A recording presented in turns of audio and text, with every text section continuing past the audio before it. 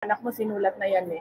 So, kahit anong ilag mo or iwas mo or kahit ano pang gawin mong iyak at lahat na mangyayari kasi talaga ang mangyayari sa buhay mo. Hindi mo ma-prevent yan. Malilihis ka lang siguro ng daan, pero babalik ka rin doon where your fate and destiny line is. So, might as well, for your peace, tanggapin mo na lang kung ano yung mangyayari. Dark chapter sa history ng bayan natin. I really do hope so. We did our best in campaigning for new individuals in the Senate, and I hope that we made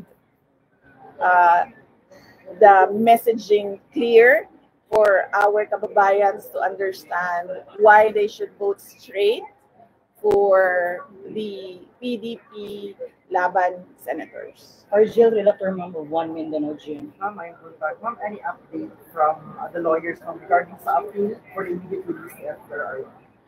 Sandali lang ha, kasi maganda to na shot. Pwede na magpa-picture lang. Huwag na kayo gumalaw. Kasi kaya magkagulo na tayo eh.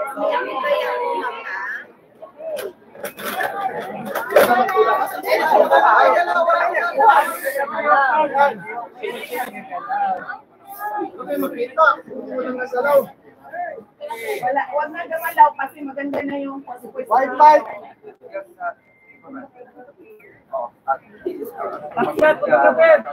Gumi!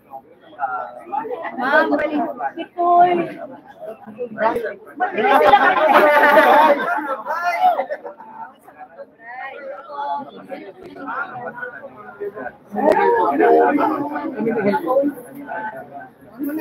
Bray, picture mo na lang yan. Selfie daw si Ma'am. Sige po.